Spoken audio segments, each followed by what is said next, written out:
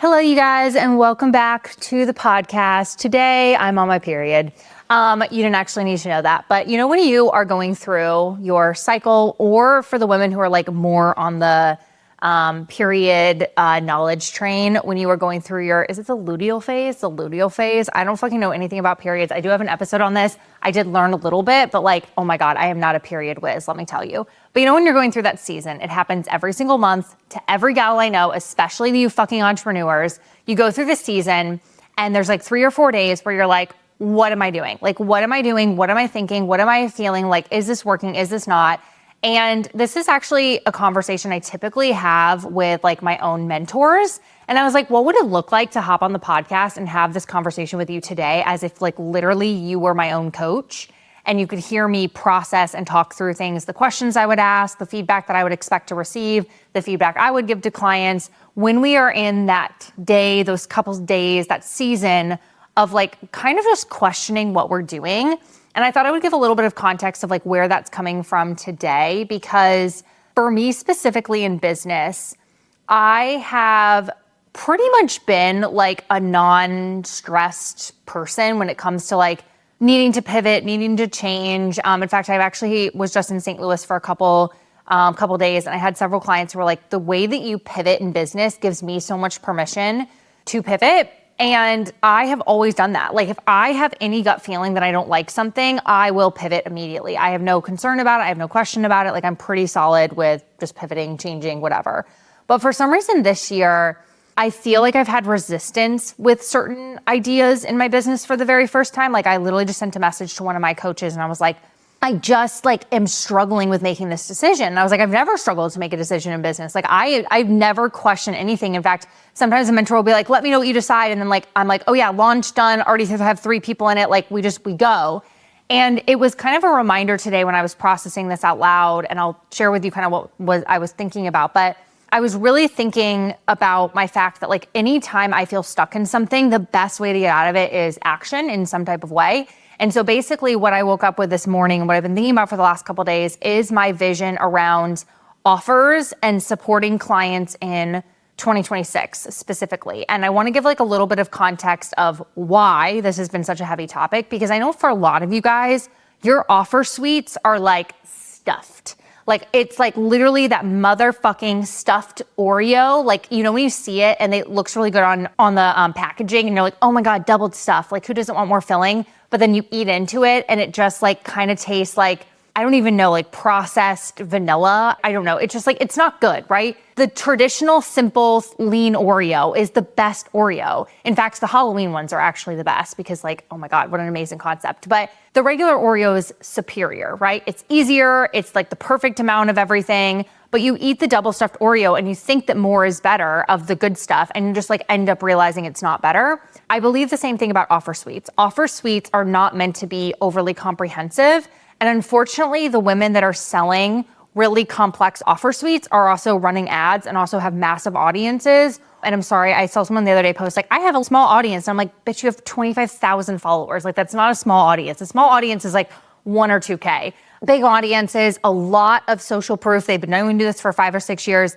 I don't really know a lot of women that have overly comprehensive offer suites, like I'm talking like 7, 8, 9 offers, that are selling them exceptionally well if they're doing organic, if they have a small audience, and they are, you know, not someone who's like running ads or like pushing a shit ton of extra traffic. They're again expanding your audience. Like I don't have a lot of women that do this unless they are literally working like 60-hour work weeks. And I will tell you right now, I have like 3 or 4 coaches in my DMs that are promoting like really high ticket months, have a lot of offers constantly moving or constantly launching. They are working all the fucking time. Like they are always doing something. And so I was, you know, processing that of like this year I've really leaned in, if you look at our messaging, into like we do things simple. We have DBM, which is like our signature bread and butter. What the fuck? Bread and butter. Our signature bread and fucking butter mastermind. It is the best offer. Like it is so fucking good. It is definitely not a low ticket investment. It's definitely a high ticket investment. It is a year-long experience now because we're really weeding out the people who want like short-term, like I don't want to, you know, invest long-term. Like we've weeded that out. And outside of that in private, like we don't really sell anything else unless we're doing kind of a one-off experience that I really feel called to do because of whatever reason. My clients want it, or I feel like there's a lot of hiccups around a topic in the industry or whatever. Like we're doing a leadership mastermind in January. I'm like super pumped about that. I've never taught about like leadership and discipline in this way. And I'm like, my clients need it, so we're going to do it. And if no one buys it, I don't really give a shit. So it's just like a totally different way of scaling. And it's interesting because every woman wants what I'm doing, but a lot of women don't have the like mental discipline to understand what it looks like to have my offer suite, which is I don't sign a client every day anymore. I used to sign a client. I'd have low ticket stuff that people would buy here and there. I would sign typically for the masterminds or the 2 masterminds that I was running this past year, I would sign like maybe 2 or 3 clients a week. So I always had like new cash coming in, new sales coming in. Like I had a stuffed offer suite where a lot of people were coming in at a lot of different tiers.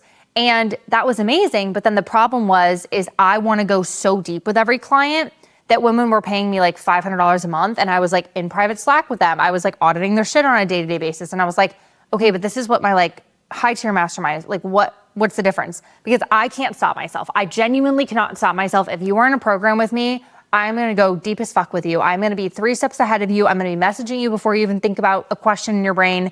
Like that's how I operate. So having like these mid-ticket, low-ticket experiences with access to me at the level that I did, like it just didn't work for me. So we got rid of those this year and I was like, okay, DBM or bust, like basically. So we have DBM, we have private. Private's a totally different integrate. Like that program is so different than what I see private mentorship is these days. So that's like a really cool experience. It's very fluid, meaning like when the client's on a call and says, oh, I'm struggling with blah, blah, blah.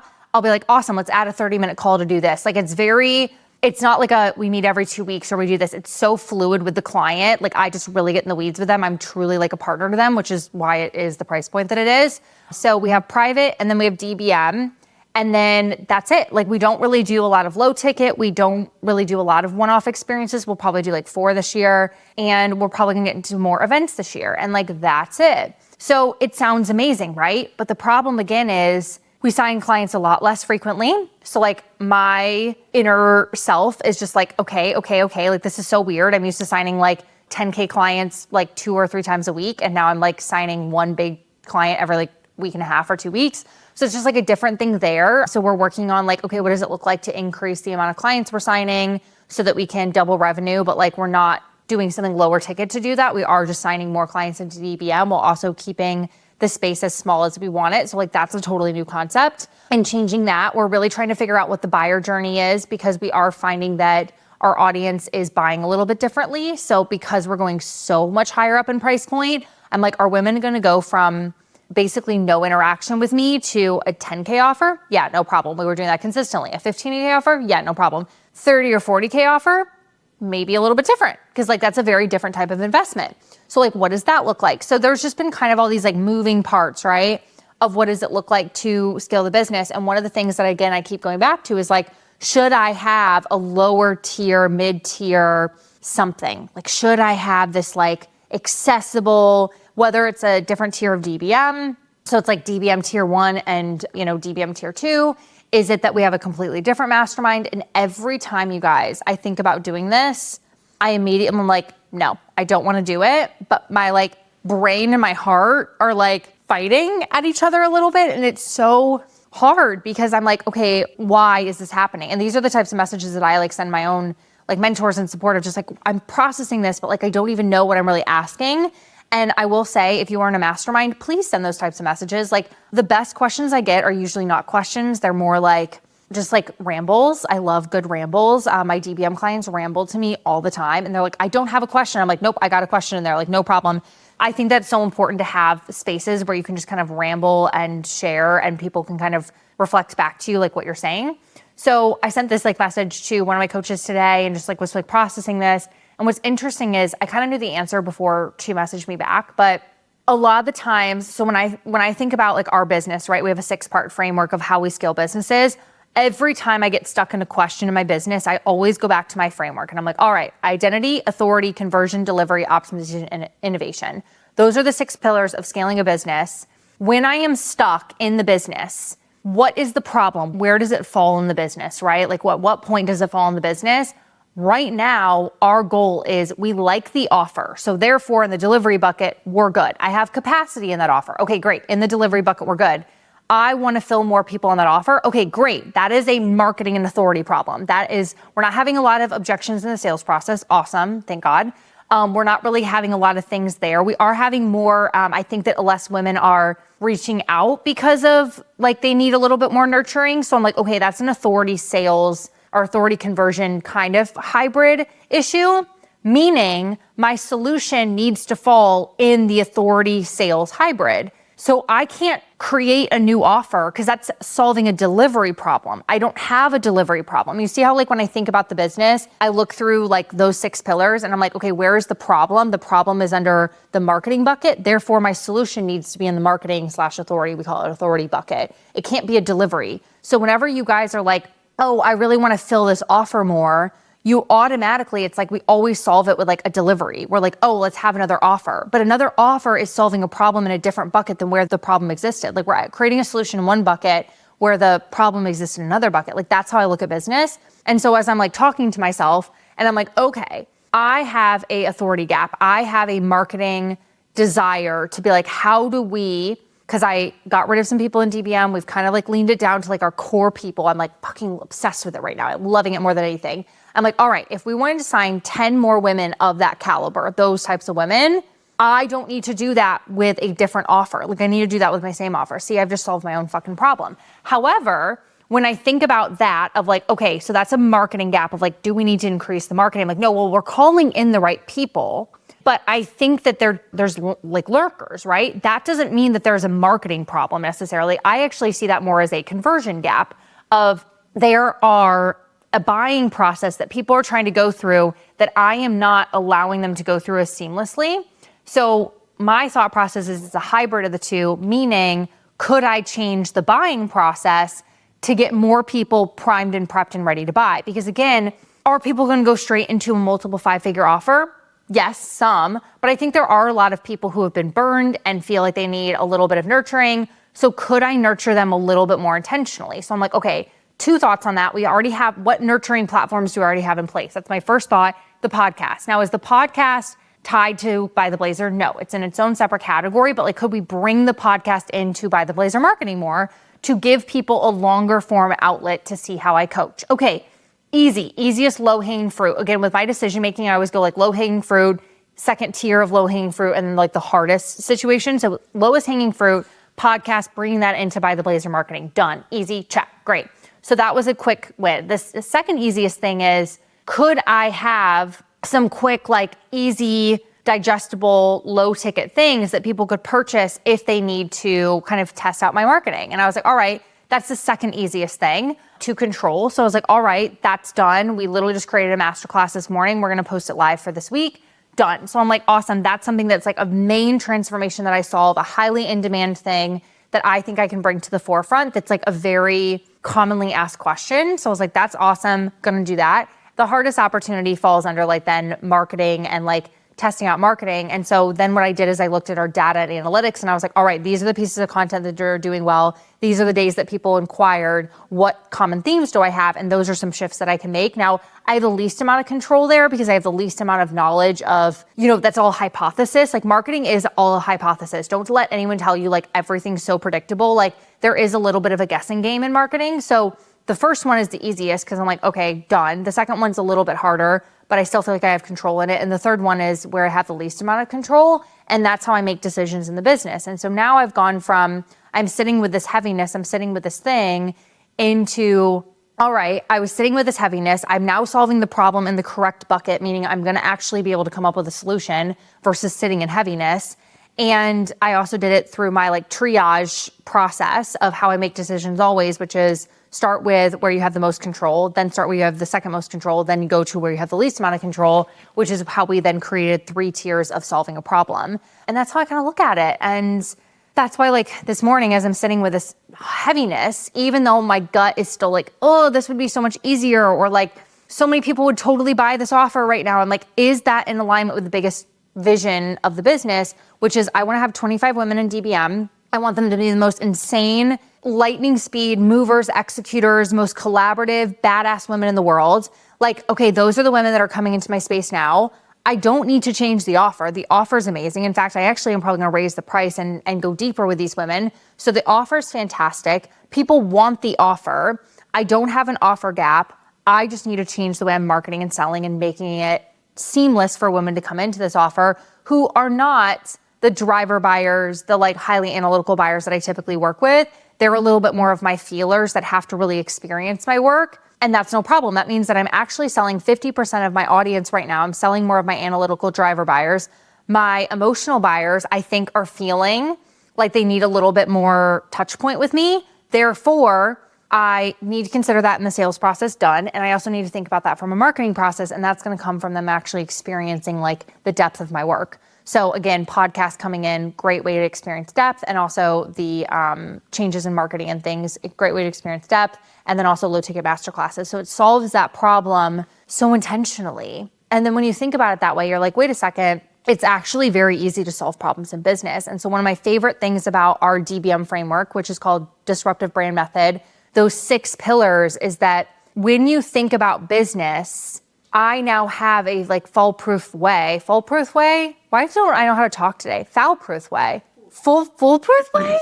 What the fuck am I saying today? See, this is what happens when I'm on my period. I actually don't remember the alphabet. Like I don't remember the alphabet. I don't remember words. It's fine. So I have a foolproof way. Why does that sound wrong?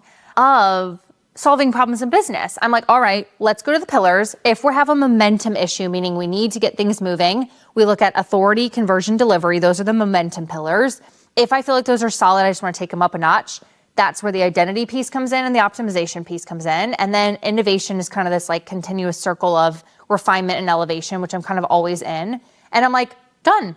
That's how I solve problems in business. That is literally how I solve problems in business and how I get myself out of ruts. And that's why I don't really question things for very long. But this was something that I think I was sitting on for a while, because going back to like the overall heaviness of this specific decision is I'm in a place in business where everyone is going right and I'm going left. Every single person that I'm working with right now is doing X, Y, and Z in business. Every single person I'm doing is like these low-hanging fruit, easy shit, but they're overworked. They have capacity issues. They're constantly in launch mode. They're constantly selling. They're constantly on in their business. And I'm like, all my clients, they want simple. They want easy. They want being able to pull back and not have a lapse in sales. They want like deep work. They want to go deeper with their clients, not go wider. And I'm like, it is in my best interest to stay in my lane and trust my lane. But man, you guys, it's hard. It's hard when you know that you could do something that would make more money, but you want to do the right thing, not the easy thing. It's hard when every other person is doing one thing and you want to do something different. Like it is hard to be disruptive. It is hard to be innovative. It is hard to trust your gut when everyone else is doing something different. But I also think that's what makes fantastic entrepreneurs is like they're willing to play the long-term game when everyone's just thinking only like 2 or 3 days ahead. And thinking the long-term game is the reason we have recurring revenue through the next year and a half. The long-term game is the reason that we are already thinking about our retention plan for, you know, the fall and the spring. Like it's the reason that so many things are happening. But it is really scary when you are in a time of pivoting. It is really scary when you are kind of changing the game and your results haven't necessarily caught up with the vision yet. But I also am like very, very aligned with like where I want to go in the business and knowing that even though it is hard, that is what is going to pay off for me. And also being able to like go back and be like, all right, but there was like intentionality behind the decisions I'm making. So I just kind of want to riff with you guys today because I do have a lot of women who sit and say, I'm stuck. I don't know how to scale. I feel like I'm at this breaking point. And like every time I feel that in any way, shape, or form, I go back to those 6 pillars. I go back through my framework process. This is something we train in our DBM mastermind of how to audit and analyze your business so you don't stay in an area of stuck. But if you are not in DBM, 1, you fucking should be. But 2, remember that action solves a lot of problems. So when I was sitting with this and I was feeling heaviness and I was like, all right, how do I create action? It was like, where's the lowest hanging fruit done? Where's this? And I already created 3 action plans that allowed me to create momentum today and start getting out of this rut that will make me feel so much more just aligned with where I'm going. And so action will solve a lot of problems. Don't stay in this place of like questioning things. Just like fucking take action, go do something, go create movement, think about the lowest hanging fruit that you have, like go do something and it will usually start to solve problems. Like it's almost like untangling yourself, right? Like if you just pull one string, it will start to kind of like create that like moving part. Like go take some type of action today. It will literally make you feel so much better. So I hope you enjoyed the riff today. I will see you guys next week.